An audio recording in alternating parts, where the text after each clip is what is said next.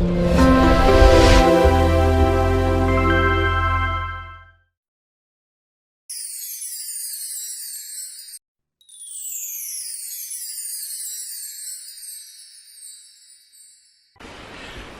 பரிசுத்த நாமத்துக்கு மகிமை உண்டாவதாக. தானியேலின் புஸ்தகம் 9ஆம் அதிகாரம் 19ஆம் வசனம் வாசிக்கலாம். தானியேலின் புஸ்தகம் 9:19. ஆண்டவரே கேளும், ஆண்டவரே மன்னியும், ஆண்டவரே கவனியும், என் தேவனே உம்முடைய நிமித்தமாக அதை தாமதியாமல் செய்யும், உம்முடைய நகரத்துக்கும் உம்முடைய ஜனத்துக்கும் உம்முடைய நாமம் தரிக்கப்பட்டிருக்கிறதே என்றேன். கர்த்தருடைய பரிசுத்த நாமத்துக்கு மகிமை உண்டாவதாக. இங்கே தானியேல் தாமதியாமல் செய்யும் என்று 3 காரியத்தை ஆண்டவருடைய சமூகத்தில் விண்ணப்பமாக வைக்கிறார். ஆண்டவரே கேளும், ஆண்டவரே மன்னியும், ஆண்டவரே கவனியும். இதை நீர் தாமதியாமல் செய்யும் சொல்றார். சில காரியங்கள் நமக்கு மெல்ல செய்ய நடந்தால் பரவாயில்ல, ஆனால் சில காரியங்கள் சீக்கிரமாக என்ன செய்யணும், நம்முடைய வாழ்க்கையில் நடைபெற வேண்டியது இருக்கிறது. பசியாக இருக்கிறவனுக்கு 10 நாளுக்கு பிறகு ஆகாரம் கொடுத்து என்ன இல்லை, பிரயோஜனம் இல்லை. தாகமாக இருக்கிறவனுக்கு 7 நாள் கழித்து தண்ணி கொடுத்து என்ன இல்லை, பிரயோஜனம் கிடையாது. அதுபோல சில காரியங்களை கர்த்தர் தாமதியாமல் செய்ய வேண்டிய ஒரு காலகட்டம். அதில் 3 காரியத்தை அவர் வலியுறுத்துவதை நாம் பார்க்கலாம். 1, ஆண்டவரே கேளும். 2வது, ஆண்டவரே மன்னியும். 3வது, ஆண்டவரே கவனியும். ஒரு காரியத்தை கேட்க சொல்லுகிறார், ஒரு காரியத்தை, சில காரியங்களை மன்னிக்க சொல்லுகிறார், சில காரியங்களை கவனிக்க சொல்லுகிறார். ஆண்டவர் எதை கேட்க வேண்டும்? 1, ஆண்டவர் எதை மன்னிக்க வேண்டும், ஆண்டவர் எதை கவனிக்க வேண்டும். இல்லாவிட்டால் ஆண்டவர் எவைகளை கேட்க வேண்டும், எவைகளையெல்லாம் மன்னிக்க வேண்டும், எவைகளையெல்லாம் கவனிக்க வேண்டும். வேதத்தின் ஆதாரத்தின்படி பார்க்கும் பொழுது சில காரியங்களை நாம் இந்த வசனங்கள் மூலமாக விளங்கிக் கொள்ள முடியும். தாமதியாமல் இந்த காரியங்களை செய்ய வேண்டும் என்றும் அதற்குரிய ஒரு காரணத்தையும் அவர் சொல்லுகிறார். உம்முடைய நகரத்திற்கும் உம்முடைய ஜனத்துக்கும் உம்முடைய நாமம் தரிக்கப்பட்டிருக்கிறது. தேவ நாமம் தரிக்கப்பட்ட ஜனங்களுடைய முதலாவது அவர்களுடைய காரியங்களை கர்த்தர் கேட்க வேண்டும். ஆண்டவரே கேளும். நீங்கள் வேதத்தின் வசனங்களில் பழைய ஏற்பாட்டில் புதிய ஏற்பாட்டில் இப்படி நாம் பல காரியங்களை பார்க்கும் பொழுது மனிதர்களுடைய சத்தத்தை கேட்கிறார்கள், சில நேரங்களில் கேட்கறதில்லை. ஆண்டவரும் நம்முடைய சத்தத்தை இந்த நாட்களில் கேட்க வேண்டிய ஒரு கட்டத்தில் நாம் தவித்து கொண்டிருக்கிறோம். ஆனால் நமக்கு இந்த நாட்களில் ஆண்டவர் கேட்க வேண்டிய சில காரியங்கள் இருக்கிறது. அதனால தான் அவன் சொல்றான், ஆண்டவரே கேளும், ஆண்டவரே மன்னியும், ஆண்டவரே கவனியும். முதலாவது, எதை ஆண்டவர் கேட்க வேண்டும்? நேரம் இருந்தால் இதை ஃபுல்லாவே நம்ம பார்க்கலாம். 2ஆம் ராஜாக்கள் 19ஆம் அதிகாரம் 16ஆம் வசனத்துல ஒரு மனுஷன் கேட்கிறான், ஆண்டவரே இந்த காரியத்தை கேளும். கர்த்தாவே உமது செவியை சாய்த்து கேளும், கர்த்தாவே நீர் உமது கண்களை திறந்து பாரும், சனகரிப் ஜீவனுள்ள தேவனை நிந்திக்கும்படிக்கு சொல்லி அனுப்பின வார்த்தைகளை கேளும். 2 ராஜாக்கள் 19:16 அங்கே ஒரு மனுஷன் இல்லாவிட்டால் ராஜா கர்த்தரை நோக்கி ஒரு விண்ணப்பம் பண்ணுகிறான். அவன் சொல்லுகிறான், கர்த்தாவே நீர் கேளும். எதை கேட்கணும்? தேவனை நிந்திக்கும்படி, ஜீவனுள்ள தேவனை நிந்திக்கும்படிக்கு சொல்லி அனுப்பின வார்த்தைகளை கேளும். சத்துருக்கள் தேவனை நம் நிமித்தமாக நிந்திக்கிறார்கள், நம்மையும் கூட நிந்திக்கிறார்கள். இன்னைக்கு பாருங்க, நமக்கு மரியாதை இல்லாத வார்த்தைகள் கிடைக்கிறது. என்ன உங்க ஆண்டவர் என்ன பண்ணிட்டாரு, என்ன பண்ணிடுவாரு, அவரால் என்ன பண்ண முடியும், இதுவரைக்கும் என்னத்தை செஞ்சுட்டாரு, நீ இத்தனை வருஷமா போறிய, உனக்கு என்ன நடந்துருச்சு, இதெல்லாம் என்னதுதான்? தேவனை குறித்து அவர்கள் உண்டாக்குகிற நிந்தைகள். உன் தேவன் எங்கே என்று அவர்கள் கேட்கிறபடினால், நாள்தோறும் அவர்கள் கேட்கிறபடினால் என் கண்ணீரே எனக்கு உணவாயிற்றுன்னு ஒரு மனுஷன் சொல்றான். இப்ப இன்னைக்கு ஜனங்கள் பல காரியங்களை நம்மிடத்துல கேட்கிறாங்க. ஆனா இந்த இடத்துல அவன் சொல்றான், ஆண்டவரே ஜீவனுள்ள தேவனை ஜனகரி நிந்தித்ததை நீ கேளு. இன்னைக்கு நம்மையும் ஜனங்கள் நிந்திக்கிறாங்க. நிந்தை என்பது ஒரு வாழ்க்கையினுடைய ஒரு பகுதியாக போயிடுச்சு. இன்னைக்கு நம்ம நகை போடுறது இல்லை, பூ வைக்கிறது இல்லை, பொட்டு வைக்கிறது இல்லை, மீசை வைக்கிறது இல்லை, இப்படி ஒவ்வொரு சில காரியங்களெல்லாம் மருந்து எடுக்கிறது இல்லை, நல்ல உலக பிரகாரமான ஆடம்பரங்களில் நம்ம கலந்து கொள்றதில்ல, நண்பர்களுடைய வீடுகளில் விசேஷங்களில் கலந்து கொள்றதில்ல. இதனால நம்ம பரியாசம் பண்றாங்க. நிந்தையினுடைய இன்னொரு பெயர் என்னது? பரியாசம். நீ மீசை எடுத்துட்ட பொம்பளை மாதிரி இருக்கான்னு சொல்லுவான், நகையை கலத்திட்டு நீ தாலி அறுத்து மூலி மாதிரி இருக்கிறேன்னு சொல்லுவான். இது எல்லாமே வேதத்தின் படி பார்த்தா என்னதுதான்?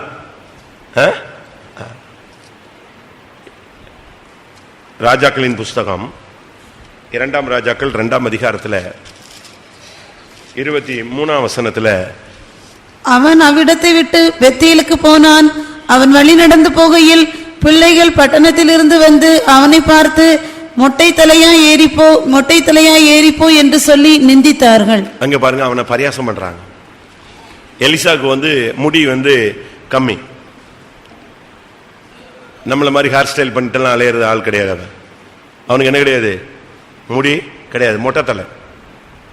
அதனால அந்த ஜனங்கள் அதை வச்சு அவனை பரியாசம் பண்ணாங்க, நிந்தித்தார்கள். மொட்டை தலை, உங்க எஜமான் ஏறி போயிட்டார்ல, எலியா பரலவுக்கு போயிட்டார்ல, நீ இங்க உட்காந்துருக்க, நீ என்ன செய்ய? ஏறிப்போ, மொட்டை தலையா ஏறிப்போன்னு சொன்னாங்க. எப்படி இருக்கும்? ஒரு தீர்க்கதரிசி, ரெட்டிப்பான அபிஷேகம் பெற்ற மனுஷன், ஒரே அடியில் யோர்தானை 2ஆக பிளந்தவன். அதெல்லாம் அந்த பிள்ளைகளுக்கு தெரியல. அவங்க எப்பொழுதுமே அவனை பரியாசம் பண்ணிக்கிட்டே இருந்தவர்கள். அதனால தான் அன்னைக்கு என்ன செஞ்சாங்க? பரியாசம் பண்ணாங்க. இன்னைக்கு நம்ம நிந்திக்கிற ஒரு பெரிய திரள் கூட்டம் ஜனங்களை சபைகளில் பார்க்கலாம், வெளியே பார்க்கலாம். நம்ம ஆவில் நிரம்புறது பரியாசம் பண்ணுவாங்க, அந்நிய பாஷை பேசுறத பரியாசம் பண்ணுவாங்க. இப்படி பல விதங்களில் நம்ம வித்து என்ன செய்வாங்க? பரியாசம் பண்ணுவாங்க, நிந்திப்பார்கள். இங்கே இவன் சொல்றான், ஆண்டவரே இந்த ஜனங்கள் நிந்திக்கிறதை நீ என்ன செய்யும்? கேளும். தாவீது சொல்றான் கோலியாத்தை பார்த்து, நீ நிந்தித்த தேவனுடைய நாமத்தின் நிமித்தம் நான் நெஞ்சிருக்கிறேன், வந்து நிற்கிறேன்.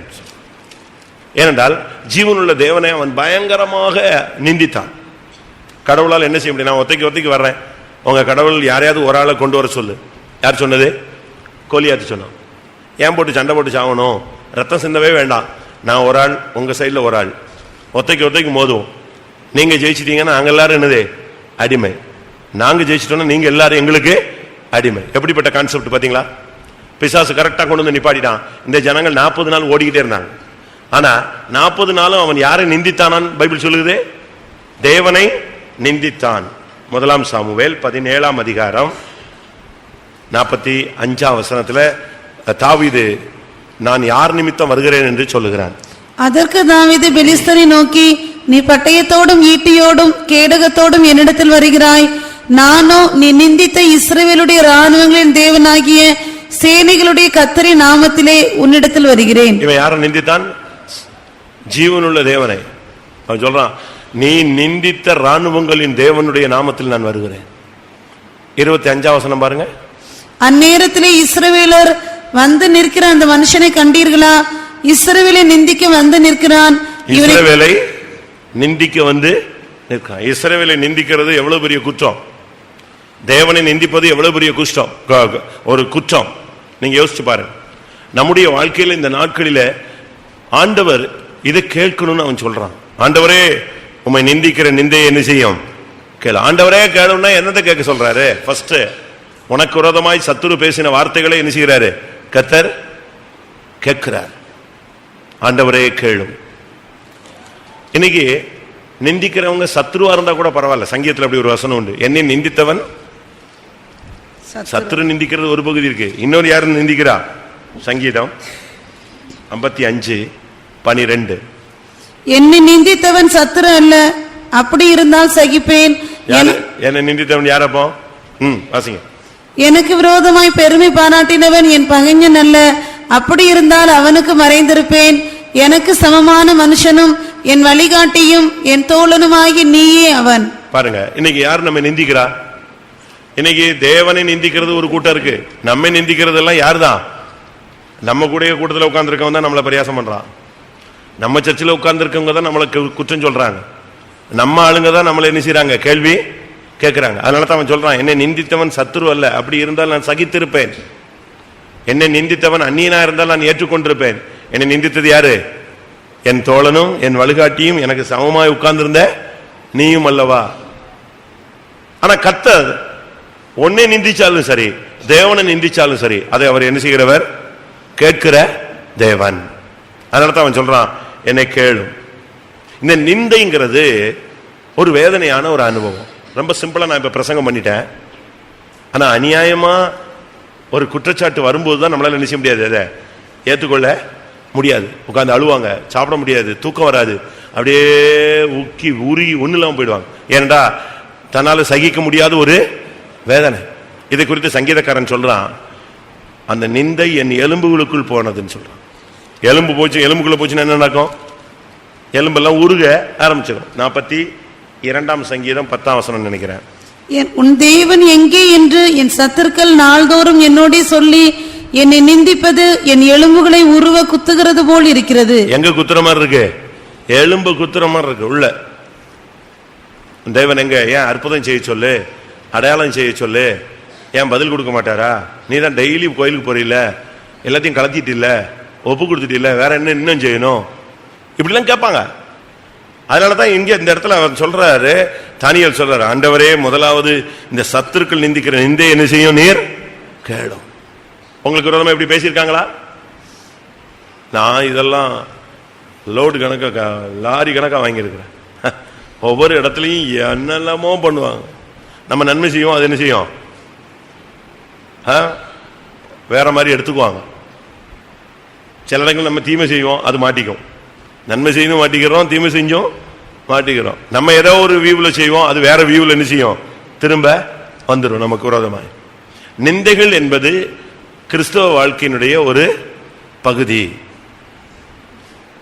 4 சப்ஜெக்ட்னா அதுல ஒரு சப்ஜெக்ட் என்னது? நிந்தை, அவமானம், கேவலம், இதெல்லாம் நிச்சயமா வரும். ஆனா தேவன் இதை பார்த்துட்டு அப்படியே போயிடுவார்னு சொல்ல முடியாது. நிச்சயமா கேட்கிறவர். யோபுடைய நண்பர்கள் வந்தாங்க, முதல்ல உட்காந்து அவரை பார்த்து அடையாளம் தெரியலன்னு உட்காந்து அழுதவங்க டைம் போக போக என்ன செய்ய ஆரம்பிச்சிட்டாங்க? ஸ்டார்ட் பண்ண ஆரம்பிச்சிட்டாங்க. யோபு எத்தனை தடவை நிந்திச்சாங்க சொல்லுங்க? யோபு 19:3. இப்போது 10 தரம் என்ன நிந்தித்தீர்கள். 10 தரம் நீங்கள் என்ன செஞ்சிட்டீங்க என்னைய? அப்போ ஒரு நிந்தை அல்ல, எத்தனை நிந்தை சொல்லுங்க? அப்ப 10 விதமான கேவலமான குற்றச்சாட்டு யார் மேல வந்தது? யோபு மேல வந்துச்சு. ஆனா பைபிள் சொல்லுகிறது அவன் யாரு? உத்தமன், தேவனுக்கு பயந்தவன், சன்மார்க்கன், பொல்லாப்புக்கு விலகினவன். ஆனா அவன் மேல வந்த குற்றச்சாட்டு என்னது? இப்ப உங்க மேலையும் பாருங்க, பயங்கரமான குற்றச்சாட்டு வரும். வாலிப பிராயம் வந்துட்டாலே சில குற்றச்சாட்டு அதுக்கு சொந்தமானது. கல்யாணம் ஆன பிறகு சில குற்றச்சாட்டு வரும். நம்ம சிரிச்சு பேசிட்டோம்னா அதுல சில குற்றச்சாட்டு. சில இடங்களுக்கு போகக்கூடாத இடத்துக்கு போயிட்டா அதுக்கு பல குற்றச்சாட்டு. எல்லாத்துக்குமே குற்றச்சாட்டு. ஜனங்கள் வந்து அவன் என்ன கண்ணாடி போட்டிருக்கான்னு நமக்கு என்ன செய்யாது, தெரியாது.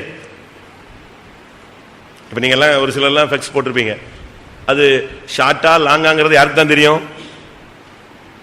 உங்களுக்கு தான் தெரியும்.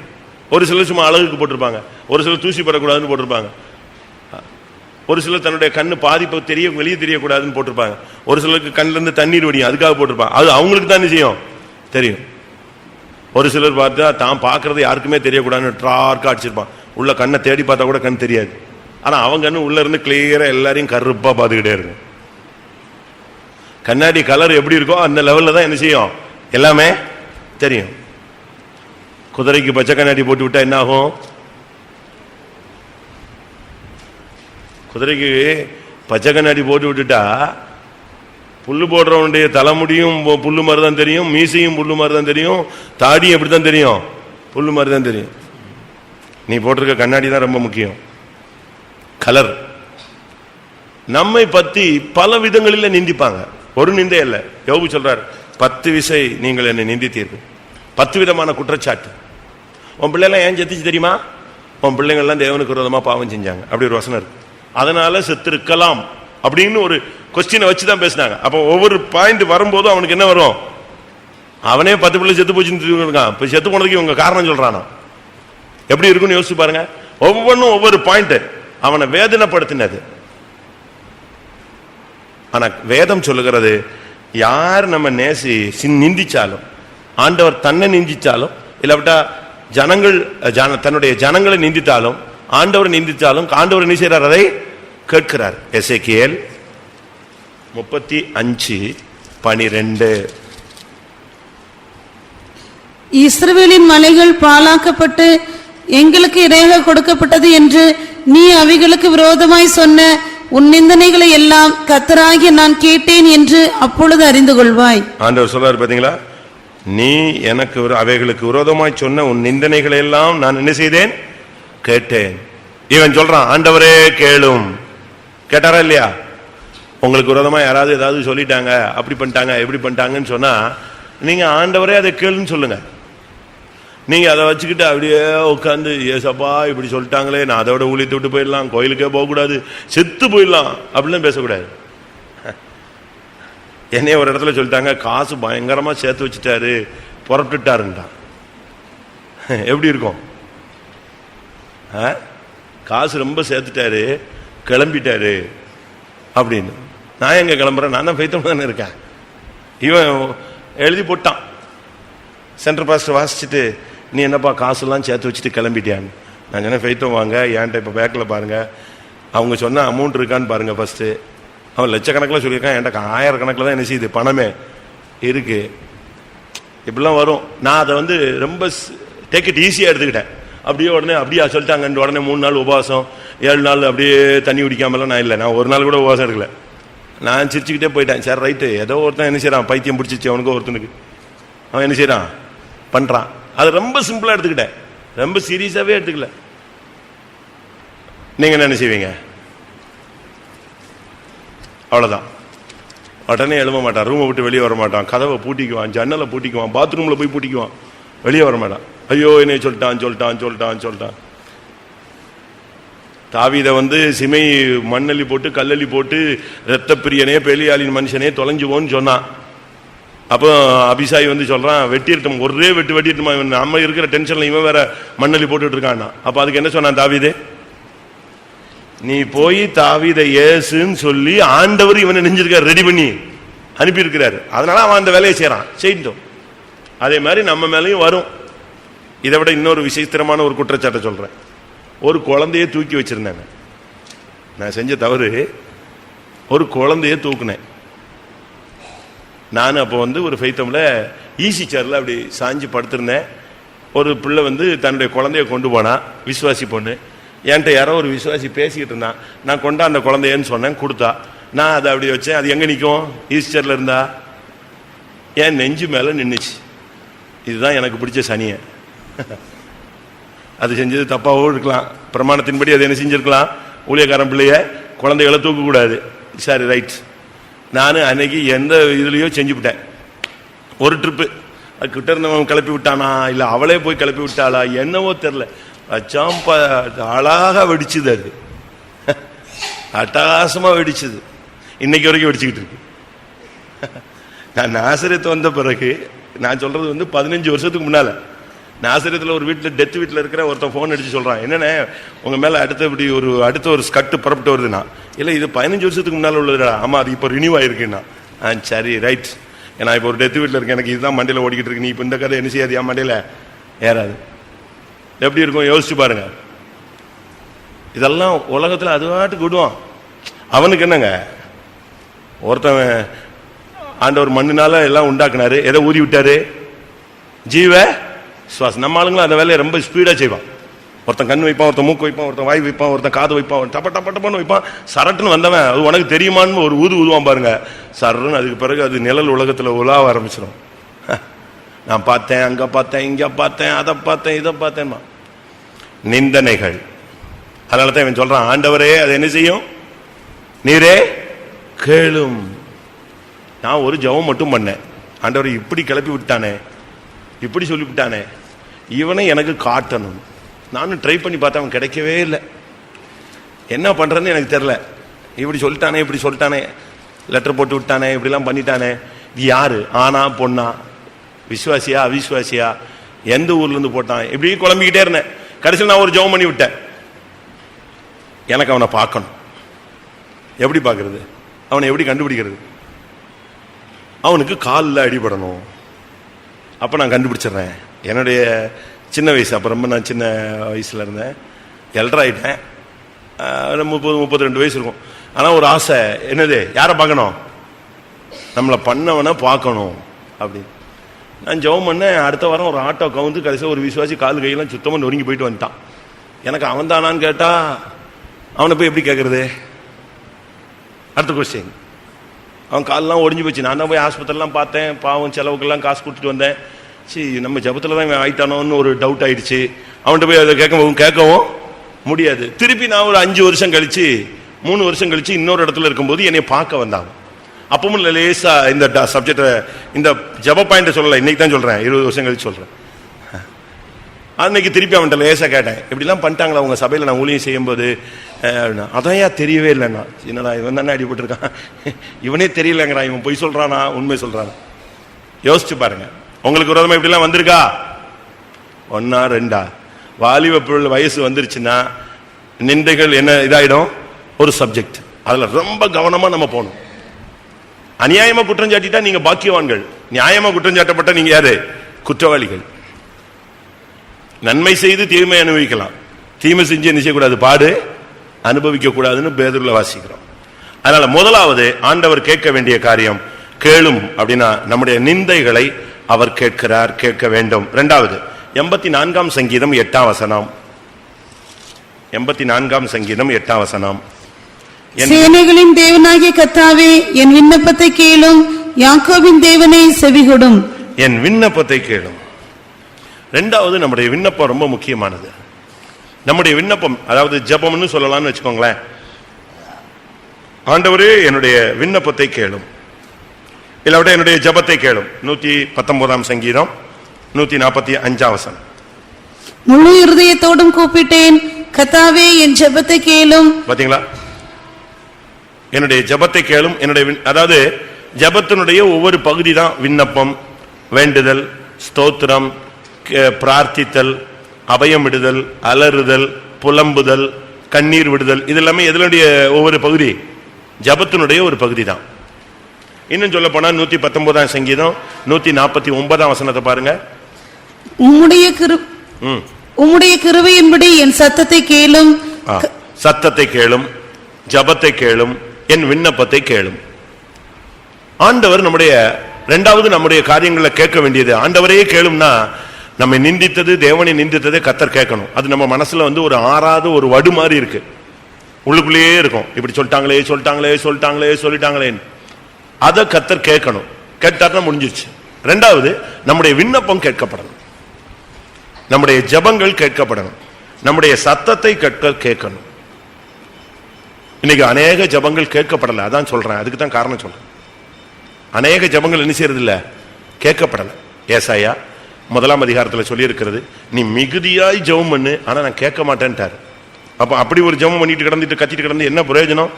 ஏசாயா 1ஆம் அதிகாரம் 15ஆம் வசனம். நீங்கள் உங்கள் கைகளை விரித்தாலும் என் கண்களை உங்களை விட்டு மறைக்கிறேன், நீங்கள் மிகுதியாய் ஜெபம் பண்ணினாலும் கேளேன். நீங்கள் மிகுதிய எவ்வளவு கத்தி கித்தி மணிக்கணக்கா ஜெபிச்சாலும் நான் என்ன செய்ய மாட்டாத, கேட்க மாட்டேன். அதனாலதான் இவன் சொல்றான், ஆண்டவரே என் ஜெபத்தை நீங்க என்ன செய்யுங்க, தயவு செய்து கேளுங்க. சில நேரத்தில் நீங்க புருஷன் போய் ஏப்பா அதுப்பா இதுப்பா, நீ கம்முனு எனக்கு தெரியும்ன்றான். இல்ல நான் ஒரு ட்ரிப் பேசிக்கிறேன், அதை கேளுங்க, அதுக்கு பிறகு நீங்க சொல்லுங்க அப்படிம்பீங்க. நீ இப்படித்தான் சொல்லுவேன், நான் பண்றதெல்லாம் இப்படிதான்மா. ஏன்னா நம்முடைய ஜெபங்கள்ல உள்ளதான வித்தியாச தன்மைகள். சிலர் ஜெபம் ஜெபமே பாவமா மாறிடுது, சிலருடைய ஜெபம் ரிவர்ஸ் ஆயிருது. இந்த சில போஸ்ட்ல போடுவான், இஃப் அன்டெலிவர் என்ன செய்யணும், ப்ளீஸ் ரிட்டர்ன் டு, எங்க வந்துரு, இதை திருப்பி இதே அட்ரஸ்க்கு என்னை திருப்பி அனுப்பிடுமா. வாசிங்க அந்த வசனம். இப்படி ஒரு வசனம் இருக்கு, என் ஜெபம் திரும்ப என் மடியிலேயே வந்தது. சங்கீதம் 35:13. அவர்கள் வியாதியாய் இருந்த போது 8 என் உடுப்பாய் இருந்தது, நான் உபவாசத்தால் என் ஆத்மாவை உபத்திரப்படுத்தினேன், என் ஜெபமும் என் மடியிலே திரும்ப வந்தது. எங்க வந்துச்சு இது? போய் எங்க சேரணும்? ஆண்டவருடைய மடியில போய் சேர வேண்டிய ஜெபம் எங்க வந்துருச்சு? ரிவர்ஸ் ஆகி நம்ம மடியில வந்து உட்கார்ந்துருச்சுன்னா என்ன பிரயோஜனம்? அப்ளிகேஷன் போட்டுட்டு ரிஜெக்ட்ல திருப்பி வந்தா என்ன பிரயோஜனம்? அதே மாதிரிதான். அதனாலதான் இந்த இடத்துல அவர் சொல்றாரு, ஆண்டவரே கேளும், என் விண்ணப்பத்தை கேளும், என் ஜெபத்தை கேளும், என் கண்ணீரின் சத்தத்தை கேளும். என் ஜெபத்துடைய சத்தத்தை கேளும். உம்முடைய கிருபையின்படி என்னை உயிர்ப்பியும். உம்முடைய பிரமாணங்களை எனக்கு கற்றுத்தாரும். அப்படிலாம் வசனம் இருக்கு. வாசிங்க மறுபடியும். 119:45 145. முழு இருதயத்தோடு கூப்பிட்டேன், கர்த்தாவே என் ஜெபத்தை கேளும், உம்முடைய பிரமாணங்களை கைக்கொள்ளுவேன். ஒரு தீர்மானம் எடுக்கிறான் அந்த இடத்துல. என் ஜெபத்தை மட்டும் கேளுங்க, இனிமே நான் என்ன செய்வேன்? கரெக்டா பிரமாணத்தை ஃபாலோ பண்ணுவேன், வசனத்துக்கு கீழ்ப்படிவேன், நான் இனிமே இப்படிப்பட்ட தப்பு செய்ய மாட்டேன். அதே 119 149. உம்முடைய கிருபையின்படி என் சத்தத்தை கேளும், கர்த்தாவே உம்முடைய நியாயத்தின்படி என்னை உயிர்ப்பியும். என் ஜெபத்தை கேட்கறது மாத்திரமல்ல, என்னை என்ன செஞ்சிருங்க? உயிர்ப்பியுங்க. நான் உம்முடைய பிரமாணத்தை ஃபாலோ பண்ணுவேன். அழகான ஒரு ஜெபம். அதனால இந்த இடத்துல சொல்றான், ஆண்டவரே என் விண்ணப்பத்தை கேளும். ஒரு ட்ரிப் கேளுங்க, என்னுடைய ஜெபத்துக்கு நீங்க பதில் கொடுங்க, கேட்டு பாருங்க. நம்ம முதலாவது ஆண்டவர் நம்முடைய சத்தத்தை கேட்கிறாருன்னு விசுவாசத்தில் இருக்கணும். கேட்கிறாரா இல்லையா? கட்டாயம் கேட்கிறார். நீங்க சும்மா உட்காந்துட்டு கத்தாவே 2 அதிகாரம் படிப்பேன் அப்படின்னா கூட அது என்ன செய்வாரு? இவன் என்னத்தை 2 அதிகாரம் படிக்கிறதுப்பா, வேலையை பார்த்து போ அப்படின்னா போயிடுவாரு. அப்படிலாம் போக மாட்டாரு. கரெக்டா கேட்பார். பொருத்தனைங்கிறது அவருக்கு ரொம்ப இன்ட்ரெஸ்டான சப்ஜெக்ட். ஒருத்தன் பொருத்தனை பண்ணிட்டான், அதை ரொம்ப கவனமா கத்தர் கேட்பாராம். வாசிங்க அப்படி ஒரு வசனம். கேட்கிறார். 61ஆம் சங்கீதம் 58ஆம் வசனமா வாசிங்க. கேட்கிறார். 61:50 இல்லையா? 61:5 வாசிங்க. சாரி, தேவனே நீர் என் பொருத்தனைகளை கேட்டீர். கரெக்டா கேட்பார், மறந்தே போக மாட்டார். யாக்கோபு ஒரு பொருத்தனை பண்ணிட்டு 20 வருஷம் அதை மறந்துட்டானா. 20வது வருஷத்துல அவன்கிட்ட பேசும் பொழுது ஆண்டவர் பாருங்க எப்படி நாசுக்கா பேசுறாரு பாருங்க. மகனே நான் உனக்கு தரிசனமான இடத்தில் அப்படின்னு சொல்லல. என்ன செஞ்சாரு? நீ எனக்கு பொருத்தனை பண்ணின இடத்தில் உனக்கு தரிசனமான தேவன். அப்படியாவது கொஞ்சம் மண்டையில ஏறுதா, கொஞ்சமாவது அவனுக்கு சூடு சோர்னை வருதான்னு பார்த்தாரு. அது சுத்தமா மரமாட்ட மாதிரி ஒன்னும் ஒர்க் அவுட் ஆகும். வாசிங்க அந்த வசனம். ஆதியாகமத்துல 31:13. நீ தூணுக்கு அபிஷேகம் செய்து எனக்கு ஒரு பொருத்தனையை பண்ணின பெத்தேலிலே. ஏன் இதெல்லாம் மென்ஷன் பண்றாரு? தூணுக்கு அபிஷேகம் பண்ணினா கரெக்ட், நான் உனக்கு தரிசனமான கரெக்ட். ஆனா என்ன சொல்லிட்டு சொல்றாரு? அந்த இடத்துல ஒரு பொருத்தனை பண்ணினாயே அந்த தேவனாகிய கர்த்தர் நானேன்னாரு. திருப்பி அவனுக்கு எது ஓடல, ஒன்னும் வேலை செய்யல. சூழ்நிலைகளின் மத்தியில் நீங்கள் என்னென்ன பொருத்தனை பண்ணீங்க அதெல்லாம் கர்த்தர் கேட்கிறார். சரி, நம்ம சப்ஜெக்டுக்கு வருவோம். ஆண்டவரே என் ஜெபத்தை கேளும், என்னை நிந்தித்த நிந்தனையை கேளும். 1.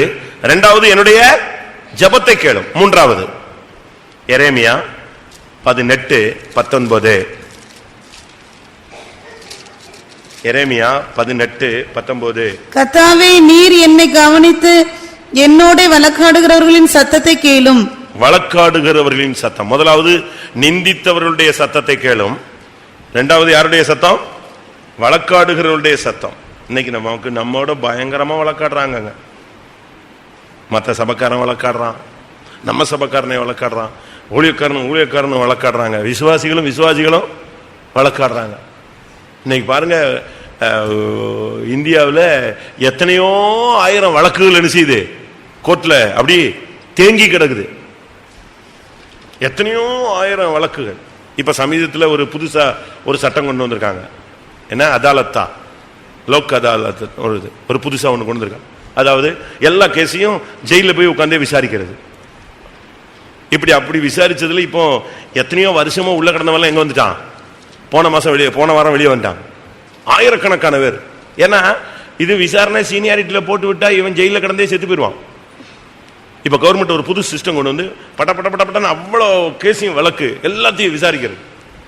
அவனுக்கு 4 வருஷம் ஜெயில் போடணும். இவன் விசாரணைன்னு சொல்லிட்டு எத்தனை வருஷம் இருக்கான்? உள்ள 7 வருஷம் இருக்கான். அது தப்பு இல்லையா? உடனே இப்ப பாருங்க, நீங்க சமீபத்தில் பேப்பர்ல படிச்சிருப்பீங்க, தமிழ்நாட்டிலேயே எத்தனையோ ஆயிரக்கணக்கான பேர் நெஞ்சிட்டாங்க, விடுதலை ஆயிட்டான் ஒரே நாள்ல. காலையில உட்காந்து நீ என்ன தப்பு செஞ்ச, தப்பு ஏத்துக்கிட்டியா? ஏத்துக்கிற, ரைட். எத்தனை ஆயிரம் ஃபைன் கட்டுவேன், உடனே கட்டு. உடனே நீ தப்பு செஞ்சானா? ஆமா தப்பு செஞ்ச. அதுக்கு எத்தனை வருஷம் இருந்திருக்க? இந்த சட்டத்தின்படி இந்த ஆளுக்கு எத்தனை வருஷம் தான் இருக்கணும்?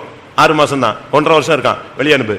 உடனே இதே போல நம்முடைய வழக்கம் ஆண்டவர்கிட்ட கிடக்கு. இருக்கா?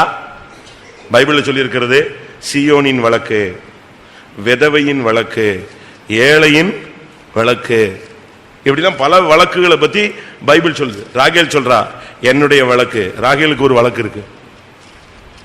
இப்படிலாம் பைபிள்ல நீங்க எத்தனையோ காரியங்களை படிக்கலாம்.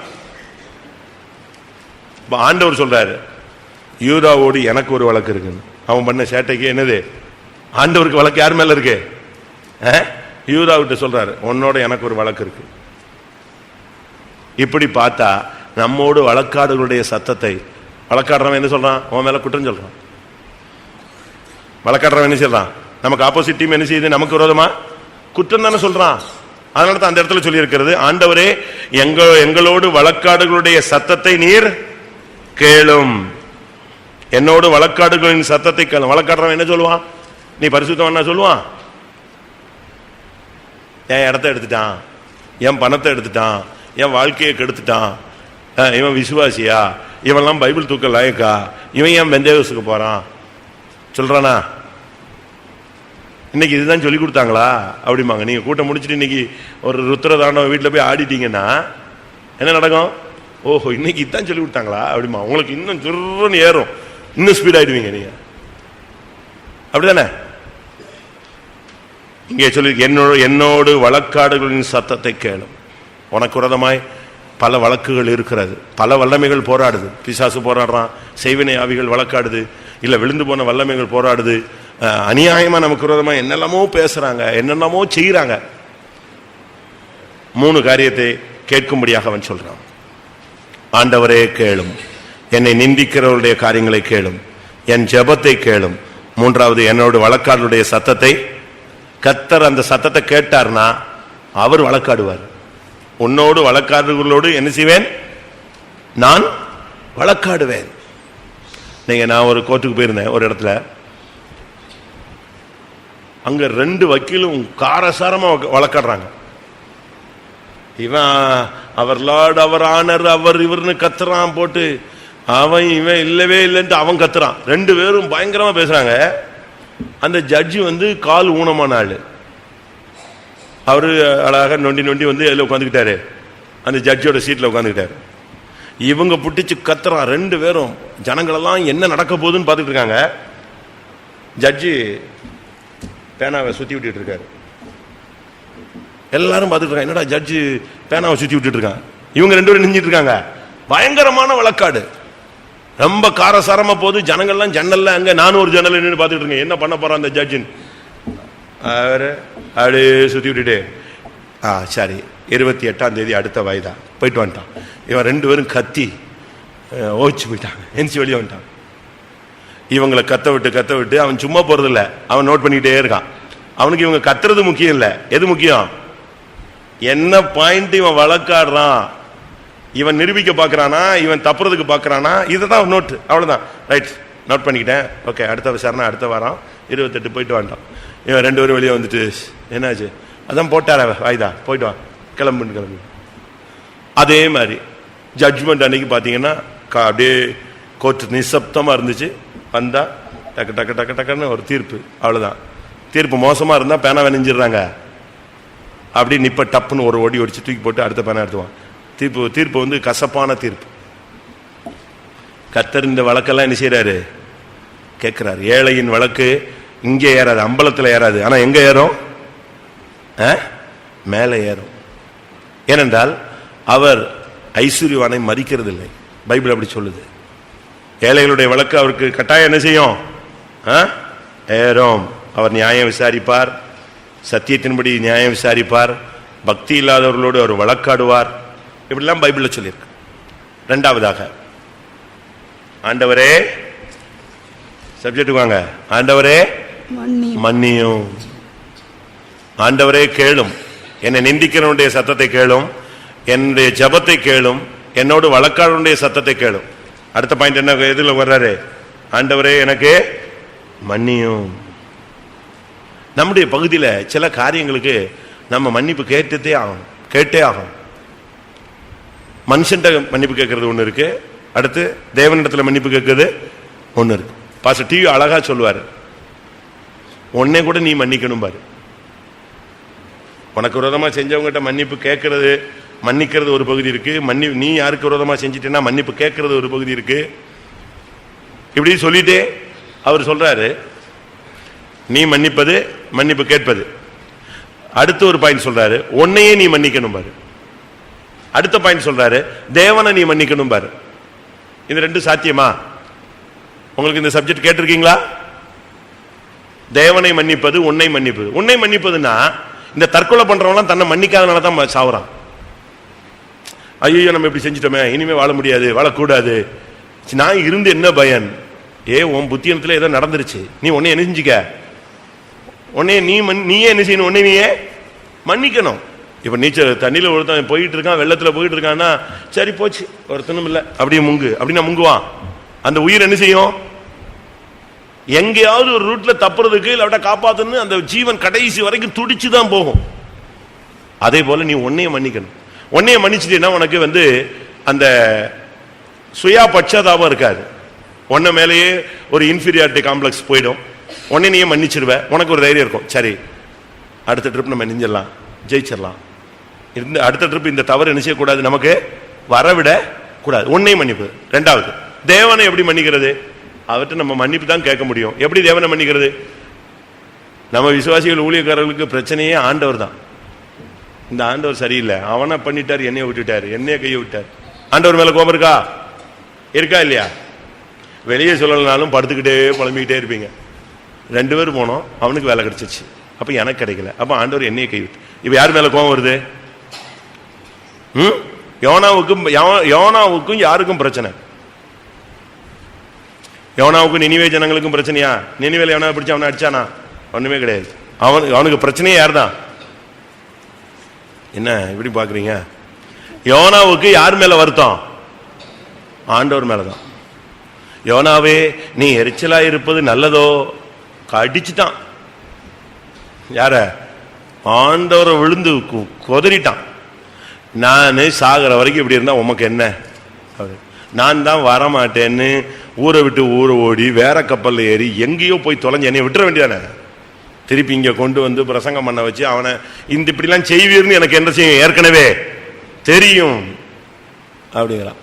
இப்ப இந்த கோபம் முழுசு யார் மேல வந்துருச்சு? அவனுக்கு மனைவி மேல வந்துச்சா, புருஷன் மேல வந்துச்சா, அக்கா மேல வந்துச்சா, இல்ல நினிவே ராஜா ஏன்டா இப்படி போய் மனம் திரும்பிட்டான்னு அவன் மேல கோபம் வந்துச்சா?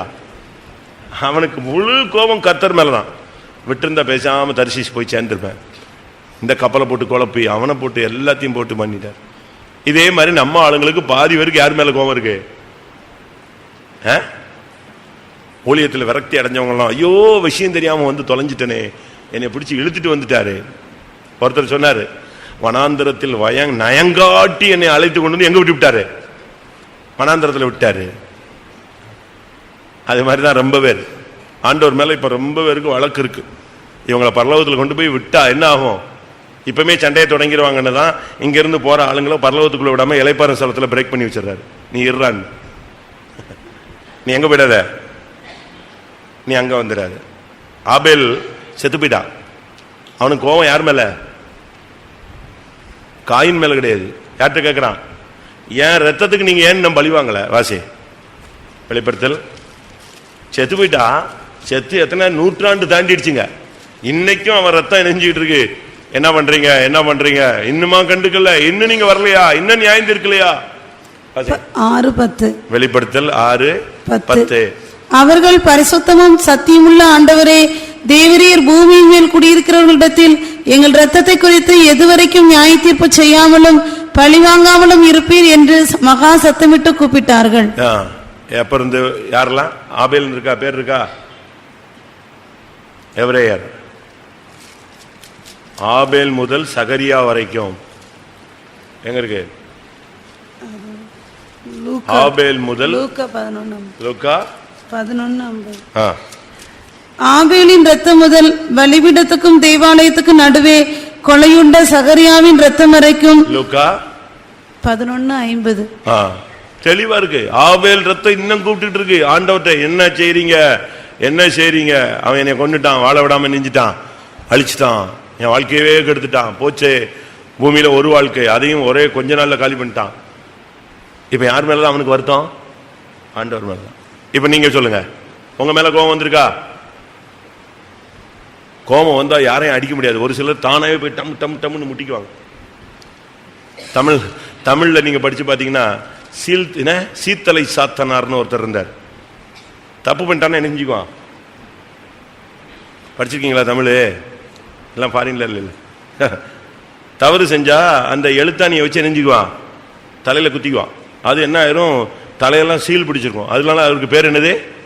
சீல்தலை சாத்தனார். குத்திட்டே இருப்போம் தன்னைத்தானே. நீங்களாம் அப்படி ஆண்டவர் முன்னால் அப்படி பண்ணிருக்கீங்களா? நல்லா புரிஞ்சுக்கோங்க, ஆண்டவரை மன்னிங்க, உங்களை மன்னிங்க. அடுத்து இங்க சப்ஜெக்ட் வருவோம். ஆண்டவரே மன்னியும். எதை மன்னிக்கணும்? 1 சாமுவேல் 25:28. உமது அடியாளின் பாதகத்தை மன்னியும். இங்கே சொல்ற இங்க மன்னிப்பு கேட்கறத பாத்தீங்கன்னா பாதகத்தை மன்னியும். பாதகம் அப்படின்னா தமிழ்ல பாதகம் இருக்கு, இங்கிலீஷ்ல கிரைம், குற்றம். போலீஸ்ல நீங்க போனீங்கன்னா குற்றத்தை 2ஆ பிரிப்பான். ஒன்னு சிவில், மற்றொன்று என்னது? கிரைம். வக்கீல்கிட்ட நீங்க போனாலும் என்ன கேஸ் அப்படிமா? அடிதடியா? கிரைம். சொத்து வித்துனா அதுக்கு பேர் என்னது? சிவில். அடிதடி கேஸ் 1 மாசத்துல தீர்ப்பு கொடுத்துருவான். சிவில் 28 வருஷம் ஓடும். அந்த இடம் அவனுக்கு கிடைக்காம அவன் செத்து, அவன் பிள்ளை செத்த பிறகுதான் அந்த சொத்து யாருக்கு வரும்? இவனுக்குன்னு தீர்ப்பே கொடுப்பான். அதுக்குள்ள எல்லாமே போஞ்சு போயிடும். ஆனா இங்கே சொல்லி இருக்கிறது பாதகங்களை மன்னியும். யார் சொல்ற இந்த வார்த்தைய? யார் சொல்றது? அபிகாயில். அப்படித்தானே? உமது அடியாளின் பாதகத்தை மன்னியும். ஓடி வர்றா, வந்து கேட்கிறா, மன்னியும். பாதகம், கிரைம். நன்றி இல்லாத தன்மை ஒரு குற்றம். நாபால் நன்றி இல்லாதவன். அதுக்காக தாவீது சொல்றான், அவனுக்கு இன்னைக்கு ஒரு நாய் கூட என்ன செய்யக்கூடாது, உயிரோட இருக்கக்கூடாது, அவனை கொன்றணும், அவனுக்குள்ளதெல்லாம் அழிச்சிடணும். அப்பதான் இவ ஓடி வந்து சொல்றா, பாதகத்தை என்ன செஞ்சிருங்க, மன்னிச்சிருங்க. நம்முடைய பாதகங்கள் எப்படிப்பட்டது? நம்முடைய பாதகம் எப்படிப்பட்ட பாதகங்கள்? ஆதியாகமம் 50ஆம் அதிகாரம் 16ஆம் வசனத்துல யோசேப்பின் சகோதரர்கள் வந்து சொல்றாங்க, எங்களுடைய பாதகத்தை மன்னியும். உம்முடைய சகோதரர் உமக்கு பொல்லாங்கு செய்திருந்தாலும் அவர்கள் செய்த துரோகத்தையும் பாதகத்தையும் நீர் தயவு செய்து மன்னிக்க வேண்டும் என்று உம்முடைய தகப்பனார் மரணமடையும் முன்னே உமக்கு சொல்லும்படி கட்டளையிட்டார். உம்முடைய சகோதரர்கள் செய்த துரோகத்தையும் பாதகத்தையும் நீர் தயவு செய்து மன்னிக்க வேண்டும். உங்களால மன்னிக்க முடியுமா? ஆண்டவர்கிட்ட கேட்கிறேன், ஆண்டவரே மன்னியும், எங்களுடைய பாதகங்களை மன்னியும். நம்ம மற்றவங்களுக்கு விரோதமா செய்யறது எல்லாமே யாருக்கு விரோதமானதுதான்? பத்சேபாளோடு பாவம் செஞ்சுட்டு தாவீது அறிக்கையிடும் போது சங்கீதத்தில் சொல்றாரு, நான் தேவரீர் ஒருவருக்கு விரோதமா என்ன செஞ்சேன், பாவம் செஞ்சேன். பத்சேபாளுக்கு உரியாக்குன்னு அந்த வேர்டை மென்ஷனே பண்ணல. அது யாருக்கு விரோதமானது? தேவனுக்கு விரோதமானதுன்னு சொல்றாரு. பாதகம் என்பது நம்முடைய வாழ்க்கையில சகோதரர்களுக்கு விரோதமாய் செய்கிறது. நன்றி இல்லாத தன்மைகள் பாதகம் என்று அழைக்கப்படுகிறது. 2வது, நாம் சகோதரருக்கு விரோதமாய், அவங்க பாருங்க, அந்த 10 பேரும் பயங்கரமான ஆளுங்க. அவனை அடிச்சு குழியில தூக்கி போட்டு எடுத்து வித்துட்டு அழகா வீட்டில் போய் எத்தனையோ வருஷமா வெளியே சொல்லாம அப்படியே பல்ல கடிச்சிட்டு உட்காந்துருக்கானு பாருங்க. அவன் செத்துட்டான், அவங்க பிள்ளையா அவன் எங்க போனானோ, மிருகம் பீறிட்டுருச்சு, இப்படியே சொல்லிட்டு இருக்கான். ஆனா மனசாட்சியில ஓடிக்கிட்டே இருக்கு.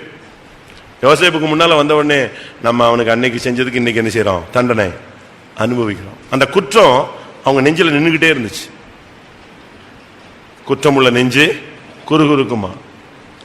நம்முடைய பாதகங்கள், நம்ம சகோதரர்களுக்கு விரோதமாய் செய்தது, நன்றி இல்லாத தன்மைகள், இதுக்கெல்லாம் நாம் மன்னிப்பு கேட்க வேண்டிய நேரம். இந்த பாதகம் இருந்துச்சுன்னு சொன்னா அது அதிக பேர்டனை உண்டாக்கும். ஏசாயா 24:20. ஏசாயா 24:20. என் ஜனமே, நீ போய் உன் அறைகளுக்குள்ளே பிரவேசித்து உன் கதவுகளை பூட்டிக் கொண்டு சினம் கடந்து போக மட்டும் கொஞ்ச நேரம் ஒழித்துக்கொள். 24:20. இது நான் தப்பா வச்சேன். நான் என்ன சொன்னேன்? ஏசாயா 20 நான் 26 தப்பா சொல்லிட்டேனா? இல்லையா, 24. வெறித்தவனை போல தேசம் தள்ளாடி ஒரு குடிலை போல பெயர்த்து போடப்படும். அதன் பாதகம் அதன் மேல் பாரமாய் இருக்கையால் அது விழுந்து போம், இனி எழுந்திராது. பாதகம் நம்ம மேல இருந்துச்சுன்னா அது பாரமாயிடும். குற்றங்கள் நம்ம மேல இருக்கும்போது ஒரு நாள் நம்ம விழ வச்சிடும், அது நம்மளை எழும்ப விடாது. அதனால தான் சொல்லி இருக்கிறது, ஆண்டவரே என்னுடைய பாதகங்களை நீங்க நெஞ்சிருங்க, இப்பமே மன்னிச்சிருங்க. ஆண்டவர் மன்னிச்சிட்டாருன்னா முடிஞ்சிருச்சு, அது ஃபைல் க்ளோஸ். சகல பாவங்களையும் இயேசு கிறிஸ்துவின் ரத்தம் சகல பாவங்களையும் நீக்கி நம்மை சுத்திக்கும். அதுக்கு ஒரு தெசமனில அந்த பிரதர் என்ன பிரசங்கம் பண்ணாரு, பாவங்களை நீக்கி சுத்திகரிக்கிறது இல்ல, பாவத்தோட ரெக்கார்டையே நீக்கி என்ன செய்யுது, அது சுத்திகரிக்கிறான். மூல மொழிபெயர்ப்புல அந்த ரெக்கார்டே எடுத்துருது, சுத்தமா பதிவு செய்யப்பட்ட பாவம் முற்றிலும் என்ன செய்யப்படுகிறது, அகற்றப்படுது, பதிவிலிருந்தே வெளியே போயிடுது. நீங்க யோசிச்சு பாருங்க. அதனால தான் அவன் சொல்றான், ஆண்டவரே கேளும், எனக்கு விரோதமாக எழும்புற ஜனங்களுடைய பேச்சுகளை கேளும், என் ஜெபத்தை கேளும், நிந்தைகள் வழக்காடுகளை கேளும். அதே நேரத்தில் என்னையும் நீர் என்ன செய்யும், என்னுடைய பாதகங்களை நீர் மன்னியும். அடுத்ததாக மத்தேயு 6:12, எங்கள் கடனாளிகளுக்கு நாங்கள் மன்னிக்கிறது போல எங்கள் கடன்களை எங்களுக்கு மன்னியும். கடன், 2 கடன் இருக்கு. ஒன்று பாவக்கடன், மற்றொன்று பணக்கடன். இந்த இடத்துல சொல்லப்பட்டது என்ன கடன்? 2 விதத்திலும் எடுக்கலாம். இங்கே சொல்லிருக்கு, எங்கள் கடனாளிகளுக்கு நாங்கள் மன்னிக்கிறது போல எங்கள் கடன்களை மன்னியும். அதே இதை லூக்கா 11:4 பாருங்க. லூக்கா 11:4, எங்கள் பாவங்களை எங்களுக்கு மன்னியும், நாங்களும் எங்களிடத்தில் கடன்பட்ட எவனுக்கு மன்னிக்கிறோமே. இப்ப இந்த இடத்துல கடனை எப்படி சொல்றாரு, பாவம். 2 இருக்கு. ஒன்று பாவக்கடனையும் தீர்க்கணும், காசு கடனையும் மன்னிக்கணும். சரி, நம்ம மன்னிச்சிருவோமா? நம்மகிட்ட யார்ட்டையாவது வாங்கிட்டு ஒருத்தன் கொடுக்கலன்னா மன்னிச்சிருவோமா? அவ்வளவு பெருந்தன்மை நமக்கு இருக்கா? பாவங்களை மன்னிச்சிட்டீங்களா? உங்க பிள்ளைங்க செஞ்சதை மன்னிச்சிருவீங்க, உங்க பெற்றோர்கள் செஞ்சதை மன்னிச்சிருவீங்க. ஆனா உங்க அண்ணன் தம்பி செஞ்சதை உங்களால என்ன செய்ய முடியாது, மன்னிக்க முடியாது. ஒரு சில பெற்றோர்களுக்கு தாம் பிள்ளை செய்த தவிர என்ன செய்ய முடியல, மன்னிக்க முடியல. நேற்று ஒரு தம்பி வந்தான், அவன் ஒரு தப்பு பண்ணிட்டான். இப்ப அவங்க அப்பா சிக்கு, அவனுக்கு பார்க்கணும்னு ஆசை. அவங்க அம்மாவிட்ட ஃபோன் பண்ணி, நான் அப்பாவை பார்க்க வரேன், செத்தா கூட நீ வரக்கூடாது.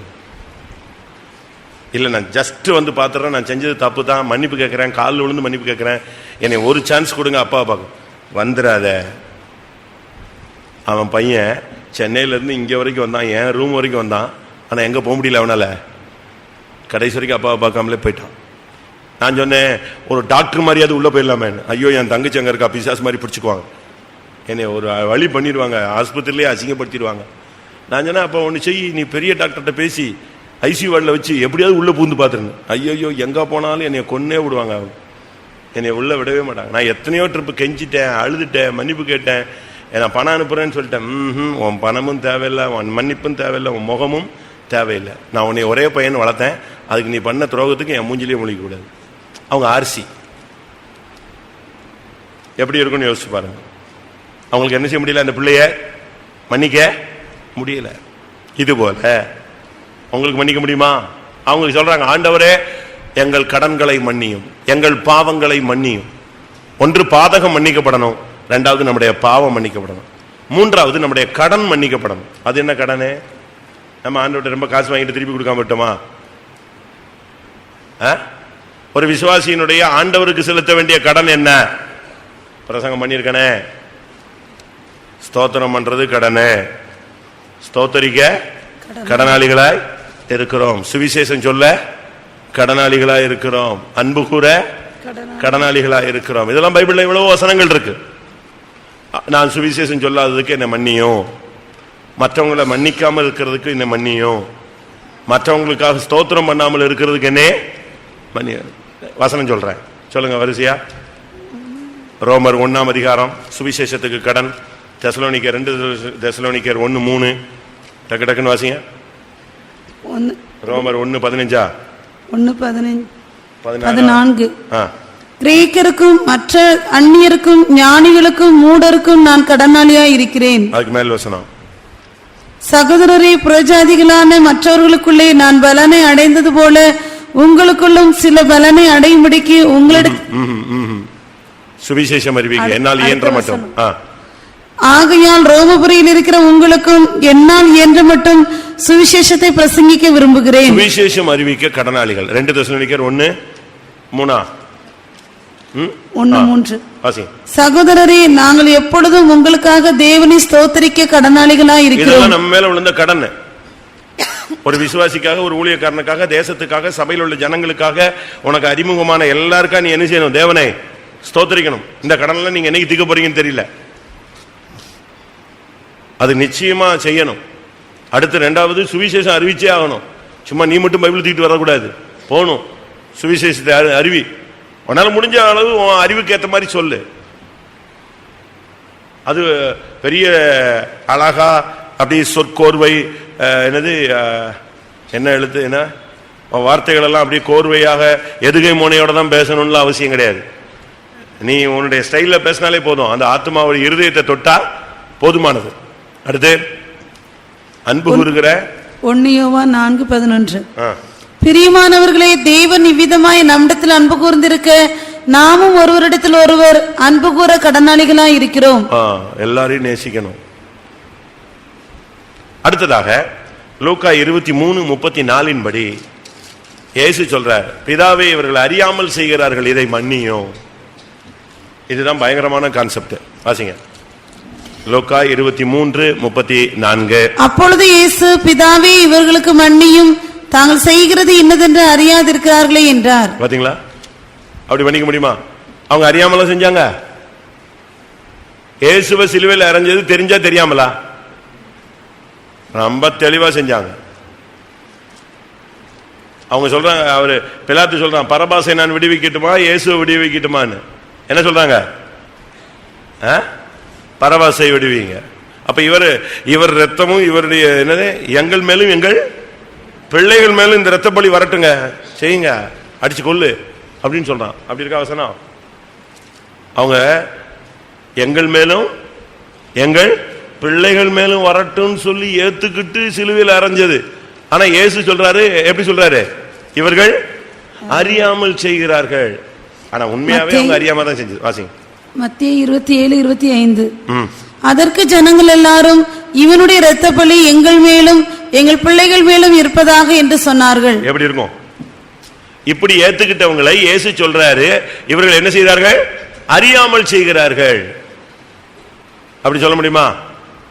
சின்ன பையனா பரவாயில்ல, அறிவில்லைன்னு சொல்லலாம். இவனுக்கு தான் எல்லாம் தெரியுமே, இப்படி வளர்ந்துருக்கானே, இவனுக்கா தெரியாது? கல்யாணம் கட்டியிருக்கிறான், குழந்தை பெற்றிருக்கிறான், ஊழியத்துக்கு வந்து இத்தனை வருஷம் ஆச்சு, இவனுக்கா தெரியாது அப்படின்னு சொல்றோம். ஆனா இயேசுனுடைய கான்செப்ட் படி என்ன சொல்றாரு? இவர்களை அறியாமல் செய்கிறார்கள், இவர்களை மன்னியும். அப்படி சொல்ல முடியுமா நமக்கு? இயேசு அப்படி சொன்னார்.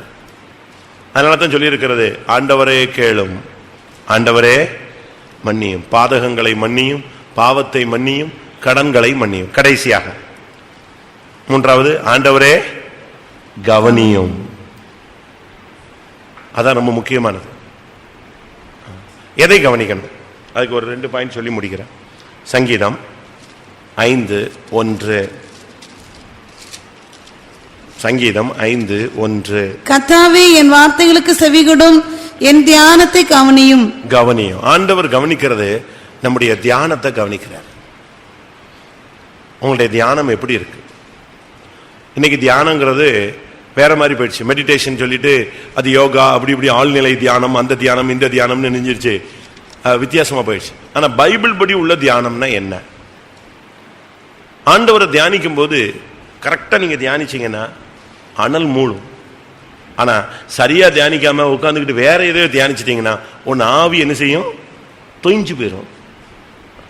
நீங்க தேவ சமூகத்துல தான் இருப்பீங்க, ஃபுல்லா டல் ஆயிடுவீங்க. வாசிங்க 39ஆம் சங்கீதம் 3ஆம் வசனம். சரியா தியானிச்சா அக்கினி.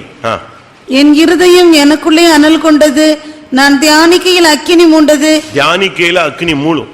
கரெக்டா தியானிச்சிட்டீங்க, ஆண்டவரே என்னுடைய வாழ்க்கையை ஒப்பு கொடுக்கிற சுவாமி, அப்படியே ஜபிச்சு ஜபிச்சு ஜபிச்சு ஆனால் முடிச்சுன்னா பிடிச்சிடும். ஆனா அதே நேரத்துல அந்த அதே கூட்டத்தில் உட்கார்ந்து இருக்கிற ஆளு வேற எதையோ தியானிச்சு, சரி நமக்கு இப்படி ஆயிடுச்சு, எப்படி ஆயிடுச்சு, ஆண்டவர் விட்டாரு, ஐயோ போச்சு, சரி எல்லாரும் ஜபிக்கிட்டோம், சரி வந்துட்டோம் அப்படின்னு உட்கார்ந்துட்டான்னா அவன் ஆவி என்ன செய்யும்? அவன் வேற ஏதோ ஒரு தியானத்துல இருப்பான். வாசிங்க 77ஆம் சங்கீதம் 3ஆம் வசனம். உன்னுடைய தியானத்துல அக்னி வருதா, ஆவி தொய்ந்து போதா? நான் தியானிக்கும் போது என் ஆவி தொய்ந்து போயிற்று. ஒண்ணுமில்லாம போச்சு. ரெண்டுமே தியானம் தான். ஒருத்தர் அதை சரியா பயன்படுத்தும் போது அது எப்படி ஆயிடுச்சு? அக்னி பிடிச்சிருச்சு. இன்னொருத்தர் அதை சரியா பயன்படுத்தாத போது ஆவி நெஞ்சிருச்சு, தொய்ந்து போச்சு. அதனால சிலர் கூட்டம் முடிஞ்சு பயங்கர எழுப்புல போவாங்க, சிலர் அப்படி செத்து போன மாதிரியே திரும்பி போவோம். ஏன்னா அந்த கூட்டத்தை அவன் என்ன செய்யல, யூஸ் பண்ணல.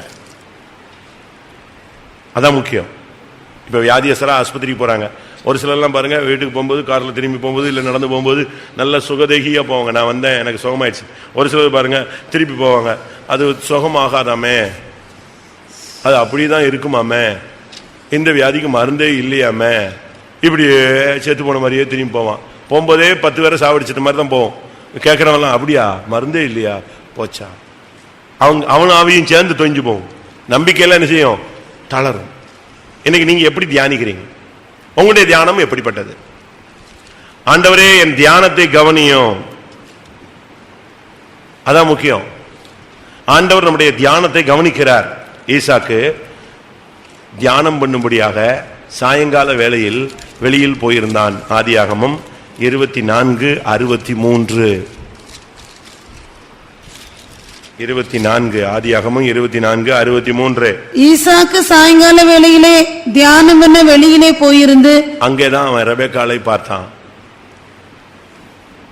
உன்னுடைய ஜெபத்துக்கு நீ தியானம் பண்ணினா உனக்கு பதில் கிடைக்கும். அவன் ஒரு டைம் வச்சிருந்தான். ஈசாக்குக்கு தியான டைம் என்னது?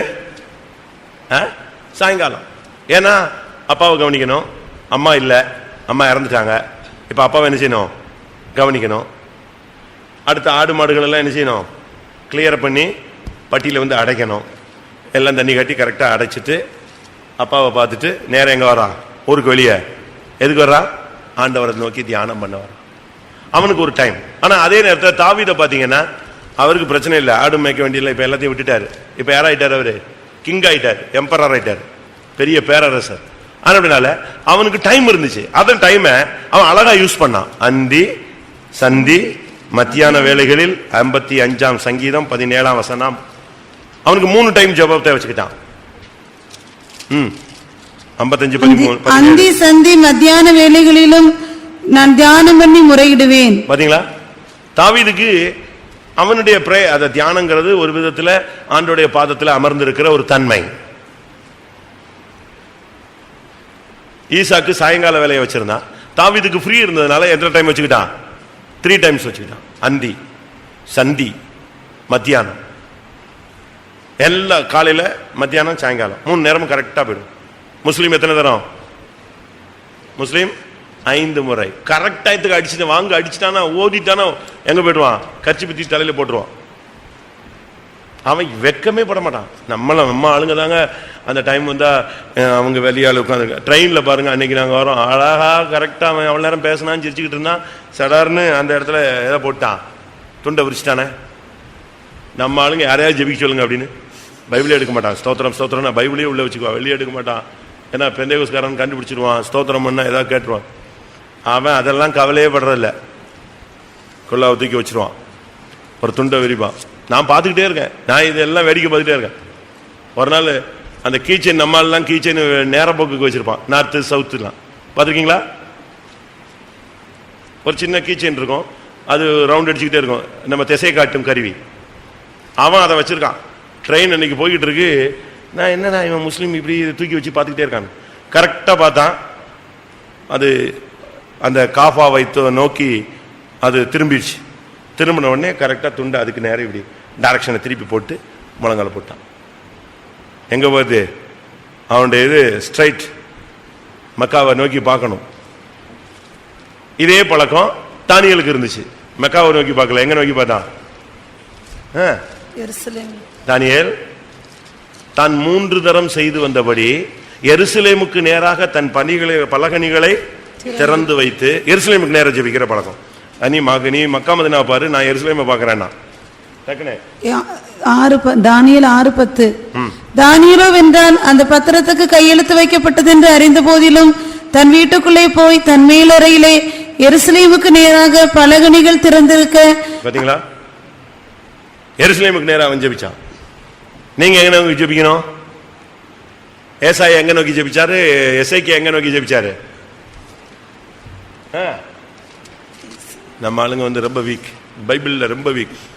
உங்களுக்கு எங்கேயோ இந்த சிஎஸ்ஐ ஸ்கூல்ல எங்கேயோ ஒரு போட்டி வைக்கிறேன்றாங்க, அதுக்கு வேணா உங்களை சேர்த்து விடலாம். அப்படியாவது கொஞ்சம் பைபிள் படிங்க. நம்முடைய ஜெபம் என்ன?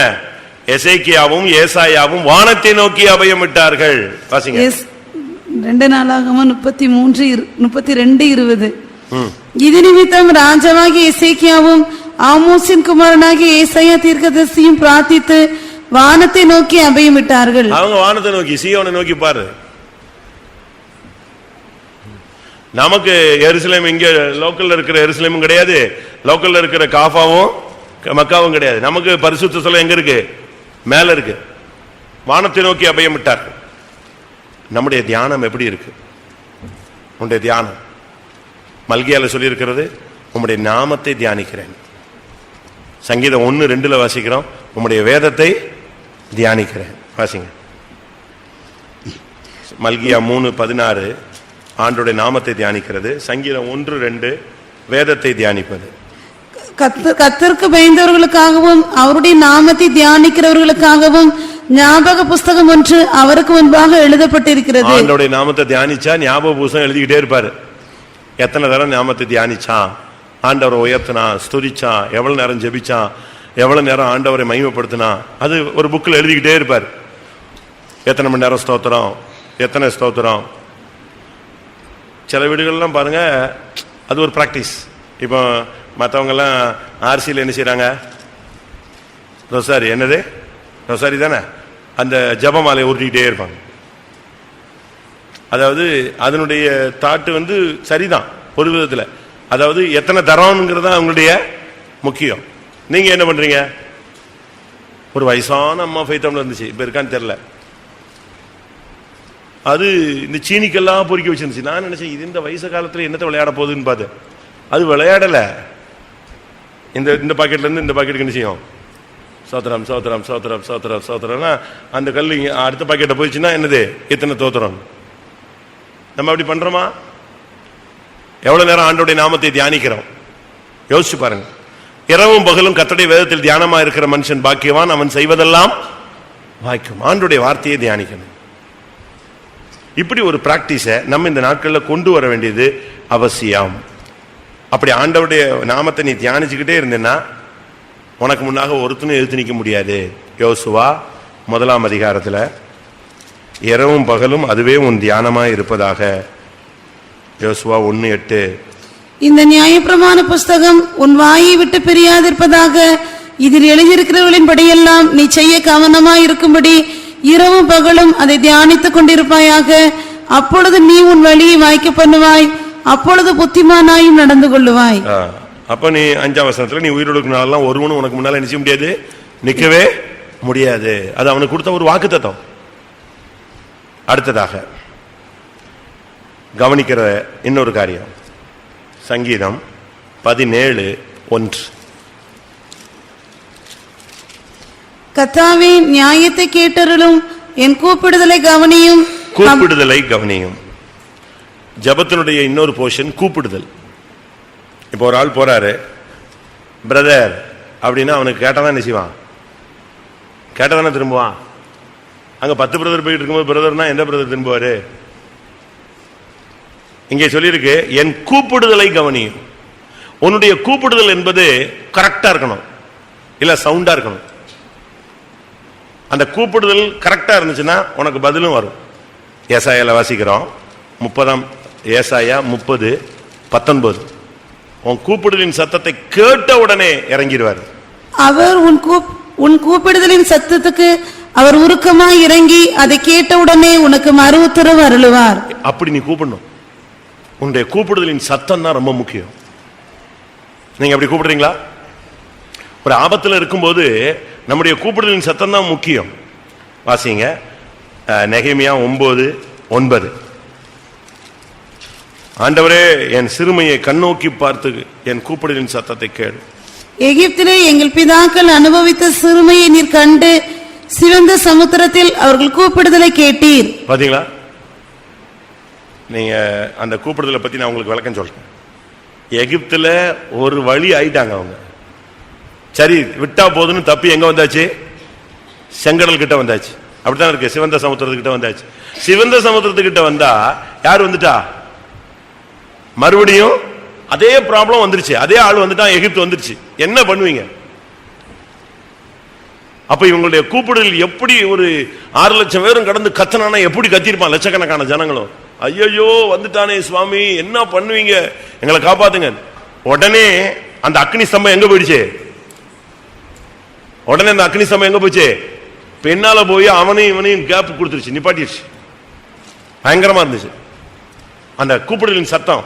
ஏன்னா முன்னால செங்கடல் அப்படி நிக்குது, இன்னும் பிளக்கல. பின்னால அவன் வந்துட்டான், அவன் நெருங்கிட்டான். இனி கொஞ்ச நேரத்தில் கொன்றுவான், இல்லைன்னா பிடிச்சிட்டு போயிடுவான். அப்படி ஒரு கட்டம் வந்துடக்கூடாதுங்கும் போது இவங்க கத்துற அந்த கூப்பிடுதலின் சத்தம் உடனே கத்திரன்னு செஞ்சாரு. வாசிங்க அப்படி ஒரு வசனம். அவர்களுக்கு முன்னாக சென்ற அந்த இது பின்னாக போனது. யாத்திராகமம் 14:19. அப்பொழுது இஸ்ரவேலரின் சேனைக்கு முன்னாக நடந்த தேவதூதனானவர் விலகி அவர்களுக்கு பின்னாக நடந்தார். அவர்களுக்கு முன் இருந்த மேக ஸ்தம்பமும் விலகி அவர்கள் பின்னே நின்றது. அது எகிப்தியரின் சேனையும் இஸ்ரவேலரின் சேனையும் ராம் முழுவதும் ஒன்றோடொன்று சேராதபடி அவைகள் நடுவில் வந்தது. எவ்வளவு அருமையா கத்தர் கொண்டு வந்து மேகத்தை உள்ள விட்டார் பாத்தீங்களா? அப்படியே பிரேக் அடிச்சுக்கிட்டே வர்றாரு. நெருங்காத நெருங்காத நெருங்காத. இவங்க எல்லாம் ஐயோ வந்துட்டானே வந்துட்டானே கத்துறான். நம்முடைய கூப்பிடுதலின் சத்தம், நம்முடைய சிறுமையை கண்டு நம்முடைய கூப்பிடுதலின் சத்தத்தை கேட்கிற தேவன். அதனால தான் சொல்றான், ஆண்டவரே கவனியும். என்னது கவனியும்? எங்க வீட்டுக்காரர் எங்க போறாருன்னு கவனியும். அப்படியா? நான் போன பிறகு வீட்டில் என்ன நடக்கிறது என்று கவனியும். அப்படியா? ஸ்பையா அவரு? இல்ல கேமராவா? அவன் சொல்றான், என்னுடைய கூப்பிடுதலின் சத்தத்தை நீங்க என்ன செய்யுங்க? கவனிங்க. சங்கீதம் 2 சாமுவேல் 22:7. நெருக்கத்தில் நான் உம்மை நோக்கி கூப்பிடுகிறேன். எனக்கு உண்டான நெருக்கத்திலே கர்த்தரை நோக்கி கூப்பிட்டு என் தேவனை நோக்கி அபயமிட்டேன். தமது ஆலயத்தில் இருந்து என் சத்தத்தை கேட்டார். என் கூப்பிடுதல் அவர் செவிகளில் ஏறிற்று. நீ கூப்பிடு, உன் சத்தம் யார் செவியில கேட்கும்? அவர் செவியில போய் ஏறும். ரட்சிக்க கூடாதபடி அவர்களுடைய கைகள் குறுகி போகவில்லை, கேட்க கூடாதபடி அவருடைய செவிகள் மந்தமாகவும் இல்லை. அவர் கேட்ட உடனே மறு உத்தரவு கொடுப்பார். அடுத்த செகண்ட் பதில் வந்துடும். உன்னுடைய கூப்பிடுதலின் சத்தத்தை அவர் கேட்கிறது. நீங்க கூப்பிடணும். உங்களுடைய கூப்பிடுதல் கரெக்டா அந்த சம்பந்தப்பட்ட ஆள்கிட்ட போய் நிற்கும். நீ ஆண்டவரை நோக்கி நீங்க கூப்பிட்டு பாருங்க. ஆண்டவரே என் கூப்பிடுதலை கவனியும், என் தியானத்தை கவனியும். ஆண்டவரே என் பாதகத்தை மன்னியும், என் கடன்களையும் பாவங்களையும் மன்னியும். ஆண்டவரே அவன் நிந்தித்த வார்த்தையை கேளும், என்னோட வழக்காடுடைய சத்தத்தை கேளும், என் ஜெப சத்தத்தை கேளும். எல்லாரும் கண்களை மூடுவோம். தாமதியாமல் செய்யும். இந்த 3 காரியத்தையும் அவன் சொல்றான், தாமதியாமல் செய்யும். உம்முடைய நாமம் எங்களுக்கு தரிக்கப்பட்டிருக்கிறதே. ஆமே. எத்தனை பேர் இன்றைக்கு இந்த ஜெபத்தை பண்ண போறீங்க? இது தானியேலுடைய ஜெபம். அருமையான ஒரு ஜெபம் பண்றான். எனக்கு இந்த வார்த்தையை நான் படிச்சதுல இருந்து என் மண்டையில ஓடிக்கிட்டே இருந்துச்சு. இப்படி ஒரு வார்த்தை சொல்லியிருக்கானே, ஆண்டவரே கேளும், ஆண்டவரே மன்னியும், ஆண்டவரே கவனியும், தாமதியாமல் செய்யும், உம்முடைய நாமம் எங்களுக்கு தரிக்கப்பட்டிருக்கிறதே. எல்லாரும் கண்களை மூடி 2 நிமிஷம் முழங்கால் போடுங்க. ஒரு ஜெபம் பண்ணுங்க. நீங்களே ஜெபம் பண்ணுங்க. கர்த்தாவே நீர் கேளும். ஆண்டவரே சத்துருக்கள் உம்மை நிந்திப்பதை கேளும். என்னோடு